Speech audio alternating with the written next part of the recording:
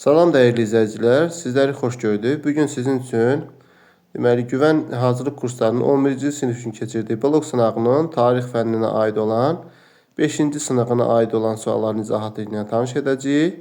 Suallarımıza keçməzdən əvvəl videonu və kanala abunə olmağı unutmayın ki, biz də bu cür sualların davamı olaraq bir neçə izahlarımızı sizə təqdim edə bilək.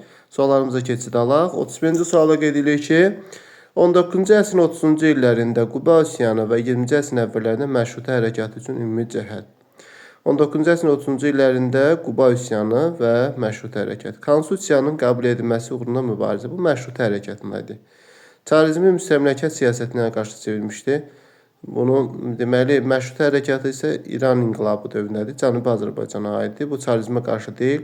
Hər ikisində hərbi şuranın yaradılması. Bəli, həm məşrutə hərəkatında, həm də Quba üsyanında hərbi şura yaradılmışdır. Sualın doğru cavabı C variantında öz əksini tapmışdır. Deməli, burada da sualın doğru cavabı C variantı olacaq. Deməli olur C variantı. Növbəti suala keçid alaq. 32-ci sualda qeyd edilir ki, Euler-Venn diaqramı əsasən paytaxtları verilmiş dövlətin 13-cü əsrə tarixə aid olan uyğunluğu müəyyən edin. Burada diqqətlə baxırıq. Birincisində paytaxt Təbriz şəhəri, Təbriz və deməli 2 Bakıdır, Bakı. Deməli 3 olan 2 Bakı və 3 rəqəmi. Deməli daha doğrusu bunların deyir ki, aid olan oxşar və fərqli cəhətləri müəyyən edin. Hansına uyğundur? Digər deməli rəqəmlər 2 rəqəm göstərilib. Təbriz və Bakı. İndi bunların ortaq və fərqli cəhətlərini burada qeyd edilir. Teymuri dövlətinin müttəfiqinə çevirmişdi. Təbriz deməli Bakı Şirvanşahlar dövlətinin paytaxtıdır. Təbriz də Qaraqoyunlu dövləti də ola bilər. Yəni burada Teymuri dövlətinin müttəfiqinə çevrilməsi deməli Ağqoyunlu da ola bilər, Qaraqoyunlu da ola bilər. Yəni bunların hər ikisinə aiddir. Kəsranilər sülaləsinin hökmranlıq etməsi, demək paytaxt Bakıya aid olar. B bəndi 2-yə gedəcək. Deməli B olacaq. Burada da 4 rəqəm göstərilən ərazi deməli 2 olar yəqin ki, çox güman ki, burada yəqin ki, yazanda səhvliyə yol verə bilər. Burada 2, 4-ün yerinə 2 olmalıdır. Burada da təbii ki, B bəndi 2-yə getməlidir. 3 ortaq cəhətdir. Kəsranilər sülaləsinin hökmranlıq etməsi B. Monqolların, Teymurun dövlətinin müttəfiqinə çevrilən də Şirvanşahlar dövlətinə aiddir. O da A bəndi də təbii ki 2-yə gedəcək. Sonra Monqolların birinci yürüşünə məruz qalması. Deyək ki, paytaxtı Eldənizlər dövləti də ola bilər. Yəni burada Təbrizdən söhbət gedir və Bakıdan. Bəli, bu ortaq cəhətdir. Çünki həm Şirvanşahlar dövləti, amma Bakıdan söhbət gedirsə, Monqolların birinci yürüşünə məruz qalması burada Təbrizə aiddir. C gedəcək, deməli 1-ə. Xarəzmşah Cəlaləddin tərəfindən süquta uğradılması. Təbii ki, bu Şirvanşahlar dövləti ola bilər. Deməli, Eldənizlər dövləti ola bilər. Deməli, Eldənizlər dövləti D bəndi deməli gedir 1-ə və Xarəzmşah Cəlaləddin İraq Səlcuq Sultanı 3-cü Toğrulun məğlub edilməsi isə deməli İraq Səlcuq Sultanlığının məğlub edilməsi. Yəni diqqətlə baxırıq. Burada paytaxtı Təbriz olan Eldənizlər dövləti, Şirvanşahlar dövləti də burada. Həm də 13-cü əsr tarixinə aiddir. Deməli 13-cü əsri diqqətlə qaçırmayaq. Yəni də diqqətlə baxaq. Deməli birincisində Təbriz, ikincisində Təbriz, Bakı olsun. Deməli burada 13-cü əsrə aid isə burada avtomatik Teymur dövləti müttəfiqinə çevrilməsi A yanlış olar. Sonra Kəsranilər sülaləsinin hökmranlıq etməsi ola bilər. O təbii ki, məlum məsələdir ki, 2 rəqəmi, yəni burada 2-dir. 2 rəqəmi olan, deməli Şirvanşahlar dövlətində Kəsranilər sülaləsi hökmranlıq edir. B olar. Monqolların birinci yürüşünə məruz qalması Təbriz də olar, amma Bakı birinci yürüşə məruz qalmayıb. Ona görə də burada Monqolların birinci yürüşünə məruz qalması C bəndi gedəcək 1-ə. Sonra Xarəzmşah Cəlaləddin tərəfindən süquta uğradılması. Atabəylər dövlətinin paytaxtı Təbriz olub deyə.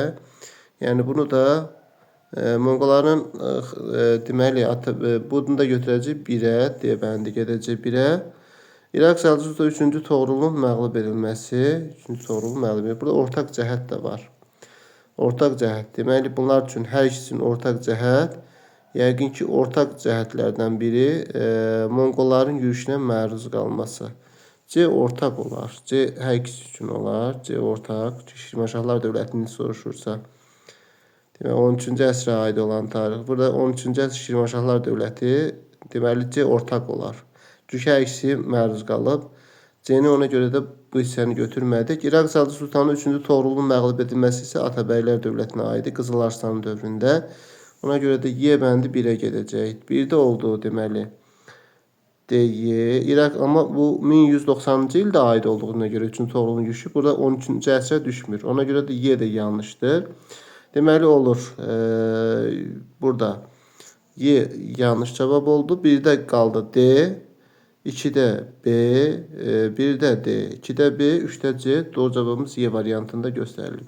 Əziz izləyicilər, belə bu tip sualda çox diqqətdən deməli baxdığımız məqam yuxarıda əsrin göstərilməsi idi və bir də şəhərlərin bir-birindən qismən müqayisə edilməsi idi və burada məlum məsələdir ki, İraq Səlcuq Sultanlığı 3-cü Toğrulun məğlub edilməsi 1190-cı ildə Həmədan döyüşündə olduğuna görə bu ümumiyyətlə 12-ci əsrə düşür, aid deyil və bir də Teymurilərin yürüşü isə 14-cü əsrə aid olduğuna görə götürmədik. Deməli, burada D, B və C uyğun cavab olar. 30-cu sualda Bizans dövlətindən fərqli olaraq Xəzər xaqanlığı Albaniya dövləti ilə müttəfiqlik münasibətləri saxlamışdı. Hər ikisi müttəfiqlik əlaqələri saxlayıb. Ona görə bir yanlışdır. Peçeneglərin hücumuna məruz qalması Bizans da məruz qalıb 1091-ci ildə, Xəzər xaqanlığı da məruz qalıb. Ona görə 2 də yanlışdır. Slavyanların bəzi ərazidə məskunlaşmasına imkan verməsi, bu da Bizans ərazisindədir. Bizansdan fərqli olaraq deyir. Demək, erkən feodalizm dövründə süqut eləmişdi. 965, 10-cu əsrdə doğrudur. Ərəblərin Şərqi Avropaya irəliləməsinin qarşısını almışdı. Bu da doğrudur. Deməli, 4-lə 5 cavabımız C variantı qalır. Növbəti 34-cü suala baxsaq, 34-cü sualda deyir ki, daha sonra baş vermişdir. Əlincə qalasının Teymura təslim olması 1400, Cahanşahın Heratda sülh bağlaması 1459, Azərbaycanın Cəlalilər dövlətinin tərkibinə qatılması, deməli, Cəlalilər dövlətinin tərkibinə qatılması 1367, Əsəd döyüşü 1410, Monqolların Azərbaycan ikinci yürüşünün başa çatması isə deməli 1239-dur. Burada daha sonra baş verdiyini qeyd edirsə, deməli, burada yenə də diqqətlə baxsaq, görərik ki, Cahanşahın Heratda sülh bağlaması 1459 olduğuna görə elə ən çoxu da B bəndi. Digər Əlincə qalası 1400, Cəlalilər dövlətinin tərkibinə qatılması 1367, Əsəd döyüşü 1410 və Monqolların Azərbaycan ikinci yürüşünün başa çatması 1239-dur. Növbəti 35-ci sualda Şimali Azərbaycan Milli Demokratik Hərəkatının inkişafını milli burjuaziya həyata keçirdiyi tədbir. Milli burjuaziya deyəndə bizim görkəmli şəxsiyyətlərimiz Musa Nağıyev və Hacı Nəbdin Tağıyev. Təbii ki, bu bəyannaməsini imzalayan İsmail xan Ziyadxanlı və Əli Mərdan bəy Topçubaşov idi. A variantı yanlışdır. Müsəlman etirazının özünə ərz hallarını çap edən Topçubaşovdur. B də yanlışdır.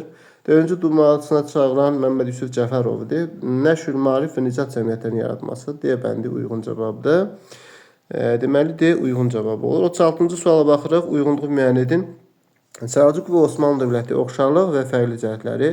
Şimali Afrikada bir sıra ərazilər ələ keçirilməsi bu Osmanlı dövlətinə aiddir. Oxşar cəhət ola bilməz.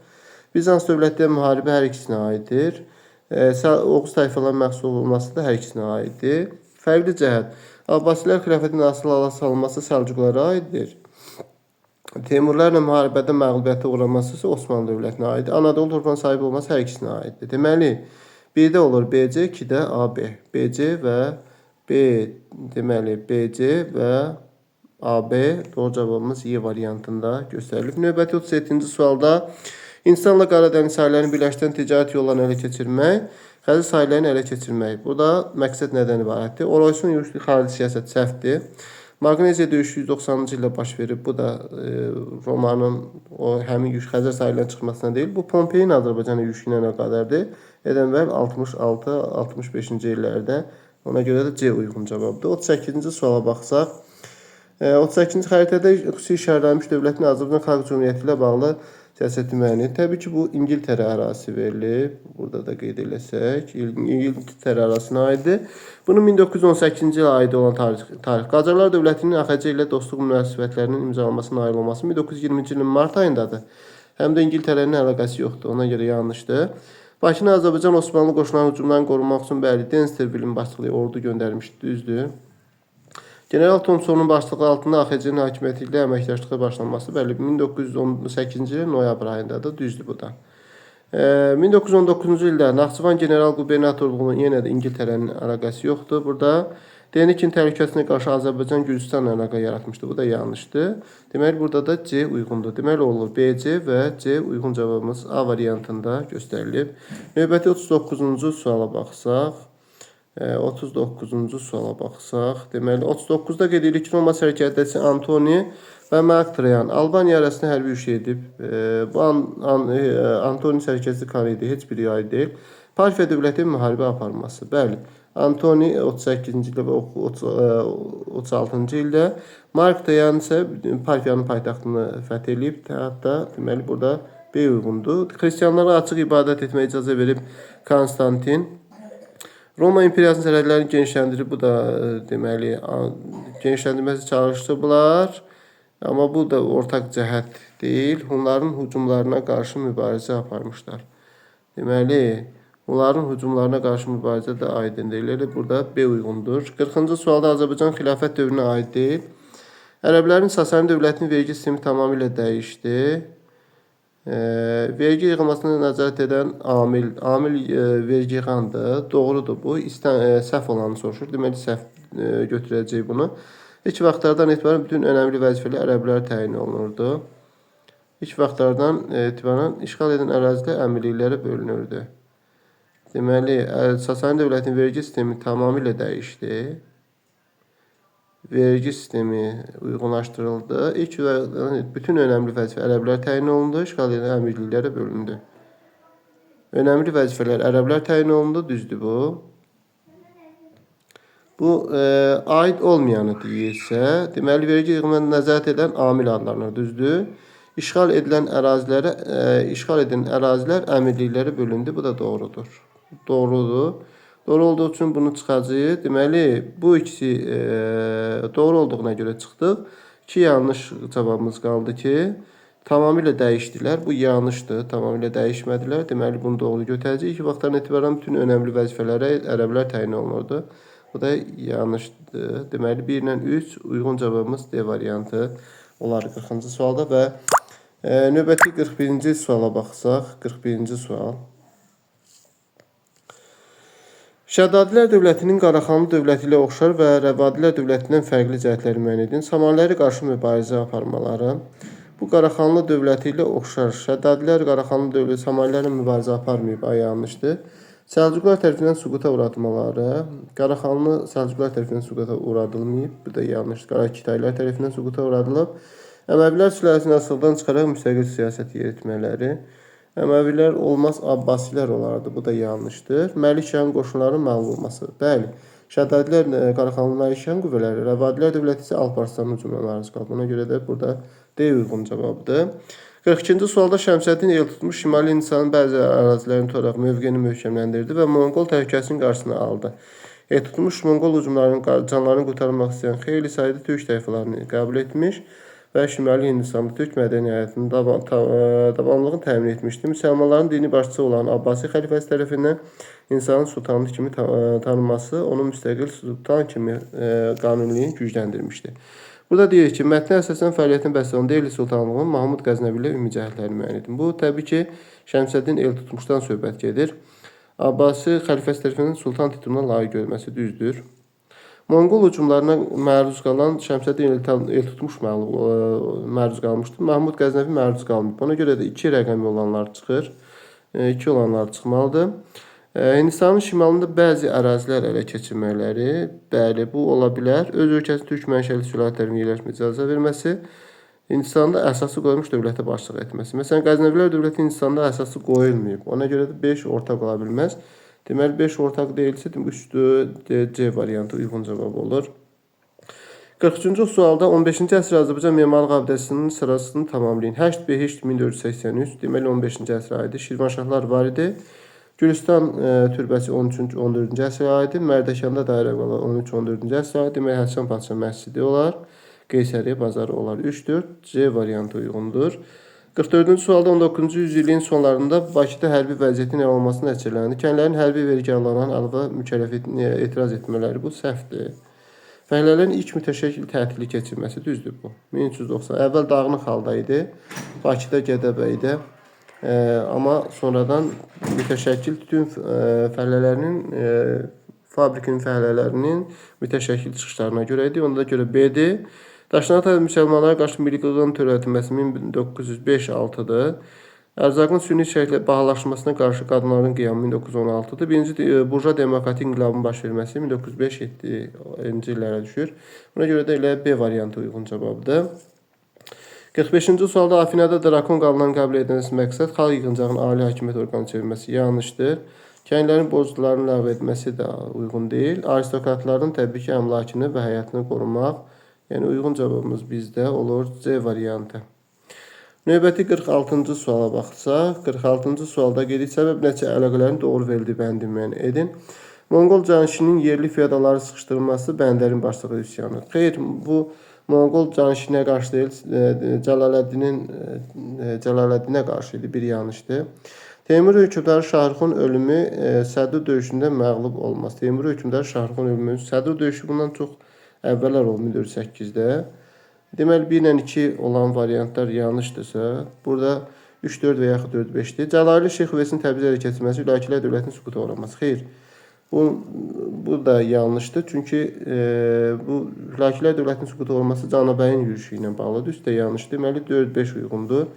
Qaraqoyun dövlətinin yaranması, Oğuzların Azərbaycan hakimiyyətinin yenidən bərqərar olması, Toxtamışın Buxara və Səmərqandı tutması, Əmir Teymurun Azərbaycan tərk etməsi düzdür. 47-ci sualda Qazan xan tərəfindən qadağa edilməmişdir. Kəndlərin bir yerdən başqa yerə köç etməsi var idi. Monqol qoşunlarının xidmət edənlərin torpaq sahəsinin verilməsi də var. Vilayətin hakimlərinin vergi yığılması işinə qarşı, vilayət hakimlərinin vergi yığılması işinə qarşılması. Xeyr, Mərkəzi Divanə müsafirlərin rəiyyətin evində qalmaları, bu da qadağan olunub. Rabitə işçilərinin yerli əhalinin vəsait alması da qadağan. Deməli, burada C vilayət hakimlərinin vergi yığılması işinə qarışılması C bəndi yanlışdır. Digərləri qadağan olunub. Kəndlərin bir yerdən başqa yerə köç etməsi qadağan idi. Xidmət edənlərin torpaq qadağan edilməsi deyir. Deyənə diqqətlə baxaq bu sualda. Kəndlərin bir yerdən başqa yerə keçirilməsi qadağan idi, düzdür. Monqol qoşunlarının xidmət edənlərə torpaq sahəsinin verilməsi. Bu torpaq sahəsinin verilməsi qadağan deyildi. Torpaq sahəsi verilirdi. Qoşunlar xidmət edir. Deməli, bu yanlış cavabımız B variantıdır. Doğru, yəni qadağan edilməmişdir, B-dir. Vilayət vergi yığılması işinə qarışması səhvdir. Yəni Mərkəzi Divana həvalə olmuşdur. Müsafirlərin rəiyyətin evində qalması da qadağan idi. Rabitə işçilərinin əldən vəsait alması da qadağan idi. Burada B uyğun cavabdır. 48-ci sualda məntiqi arcığı tamamlayın. Xlodvikin xristianlığı qəbul etməsi, Qaliya üzərində öz hakimiyyəti möhkəmləndirməsi, nəticədə Frank krallığının əsasının qoyulması ilə A variantı uyğun cavabdır. 49-cu sualda həmişə tədbirli addımlar ilə seçilən Şirvanşah hökmdarı Qaraqoyunların siyasi gücünü qiymətləndirməmişdi və əvvəlcə Sultan Əhmədi müdafiə etdi. Bu Təbriz yaxınında döyüş ərəfəsində Kəriməsi onun köməyinə göndərmişdi.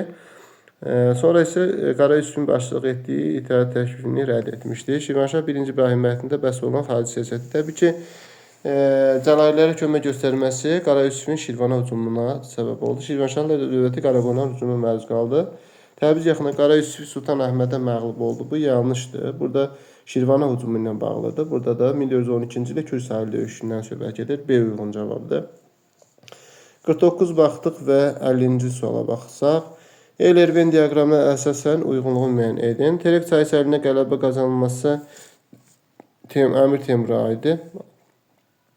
Cənubi Çinin ələ keçirilməsi Monqollara aiddir. Sonra Mərkəzi Asiyanın işğal olunması hər üçünə aiddir. Sasani dövlətinin süquta uğradılması ərəblərə aiddir.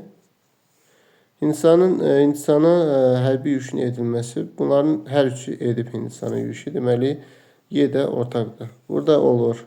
C-yə ortaq olan cavaba baxırıq. C-yə bir dənə cavab var. Deməli, 1-də D, 2-də B, 3-də A. Deməli, C variantında aydın şəkildə görə bilirik ki, burada C variantıdır. 51-ci sualda Qaştaritin rəhbərlik etdiyi müstəqillik uğrunda hərəkatın baş verməsinə təsir göstərmişdir. Midiya qoşunların Uauş yaxınlığına qələbə qazanması. Xeyr, bununla əlaqəsi yoxdur. Uauş Manna ərazisindədir. Həm də belə deyək ki, bunun Midiya ilə əlaqəsi yoxdur. Urartu hökmdarı xalq hərəkatını himayə etməsi. B bəndi Urartu ilə əlaqəsi yoxdur. Asur hökmdarı 2-ci Sarqonun üsyançıları rüşmələrək olması da yanlışdır. Qaştariti 672-ci ildə və nəticədə Asurların Manna dövləti və İskit şahlığının qoşunlarına məğlub olmasıdır. Bəli, çünki bunlarla həm Manna dövləti ilə, həm İskit padşahlığı ilə dostluq əlaqələr saxlamışdı və nəticədə müstəqil Midiyanın əsasını qoymuşdu. Ona görə də burada uyğun cavabımız Y variantıdır. 52-ci sualda verilən hər üç xüsusiyyətlərin aid olduğunu xəritədə göstərin. Ərəblər tərəfindən Vestgotların məğlubiyyətə uğradılması, Böyük Karlın hərbi yürüşə məruz qalması, Aragon və Kastiliya krallığının birləşməsinə üçün İspaniya yaranıb. İspaniyada 4 rəqəmi ərazidə göstərilmişdir. Burada da D variantı uyğundur 52-ci sualda. Və 53-cü suala baxaq. 20-ci əsrin əvvəllərində Şimali Azərbaycanda dövlət kəndlərinə aiddir. Dövlət kəndlərinin bir yerdən başqa yerə köç etmə hüququ ləğv edilməsi 1853-dür. Bu 20-ci əsrin əvvəllərinə aiddir. Kəndlərin nəsli istifadəsinə verilən torpaqların sahələrinin dəqiqləşdirildi. Bəli, düzdür. 1903-dədir. Dövlət kəndləri xüsusi torpaq mülkiyyətinə çevrildi. Xeyr, çevrilmədilər. Kəndlərin çəmən, otlaq və meşələrdən payda ayrıldı. Düzdür. Deməli, burada 2-4 uyğundur. 54-cü sualda 2-ci Göytürk və Uyğur xaqanlığının süqutunun əsas səbəbləri. Tabi edilmiş türk tayfalarının üsyan qaldırmaları ola bilər. Qırğızlar, məsələn, deyək ki, burada Uyğurlar uyğundur. Hakimiyyət uğrunda mübarizənin baş verməsi. Deməli, Çinlilərlə uzun sürən müharibələr səhvdir. Dini pərəkəndəlik. Bir də 2-ci Göytürk və Uyğur xaqanlığına aid olan hakimiyyət uğrunda mübarizənin baş verməsi ki, yanlış olar. Çinlilərlə uzun, bir də dini pərəkəndəlik olması da təsir göstərmişdi. Ona görə də burada uyğun cavabımız 1 ilə 4 olar. Hakimiyyət uğrunda mübarizə olmaz yəqin ki, bu səhvdir. Çinlilərlə uzun sürən müharibələr də təsir göstərməz. Burada elə uyğun cavabımız 1 ilə 4-dür. Erkən Tunc dövrünə hansı ki, əkinçiliyin inkişafının səbəbləri, İbtidai insanların otraq həyata keçməsi. Otraq həyatı deməli neolitdir. Toxa ilə şumlanması da neolitdən başlayır. Deməli, qoşqu heyvanlardan istifadə süni suvarmadır. Deməli, burada 3 ilə 4 qalır. 56-cı sualda Xələclər sülaləsinin hakimiyyətə gəlməsi 1290, Papa 2-ci Urbonun Clermontda çıxışı 1095, Əmir Teymur Delhi sultanlığına hücumu 1198, Böyük Səlcuq imperiyasının süquta uğraması 1157. Deməli, əvvəlcə olmalıdır 2 olmalıdır. Yəni 1095, sonra Səlcuq süquta uğraması 1157. Sonra deməli 1 olmalıdır. Xələclər hakimiyyətə gəlməsi 1290, Əmir Teymurun Delhiyə hücumu 1398. Deməli 2 4 1 3. 57-ci suala baxırıq. Qızıl Arslan və Şirvanşah Qızıl Arslan 2-ci Axistan Qazan xan. Deməli 1 2 3 yazaq. Bunları uyğunlaşdıraq. Yerli oturaq ayanların himayə olunması Qazan xana aid olar. Deməli A3-ə aid olar. Hülakilərin vəsalı kimi hakimiyyətin qorunması 2-ci Axisitana aid olar. B 2-yə gedəcək. Sonra İraq Səlcuqun 3-cü Toğrulun məğlubiyyətə uğradılması Qızıl Arslana aiddir. 1190-cı il Həmədan döyüşü. Xəlifənin razılığı ilə özünü sultan elan etməsi. Bu da sultan elan edən də Qızıl Arslandır. D bəndi deməli 1-ə gedəcək. YAM adlanan rabitə dənizən təşkili isə Qazan xana aiddir. Y bəndi 3-ə. Deməli CD, B və A-Y olar. Növbəti sualımızda qeyd edir ki, Teymurləng şahmat oyunu oynayan bir şəxsin yanında oturub dünyanın taleyindən danışır. Taleyinin biri Ankaraya qədər gətirib çıxarır. Türk səltənətini əlimizdə məhv elədi. Deməli, taleyimiz bizi Ankaraya qədər gətirib Türk səltənətini əlimizdə məhv elədi. Bu qələbənin Türk dövlətləri üçün ağır nəticələri gətirəcəyini hesab edirdi. O anda İldırım Bəyazıt bir dəstəkləri ilə Teymurilərin huzuruna daxil oldu. Teymurilərin ki, onun əlindən tutub, Mehriban.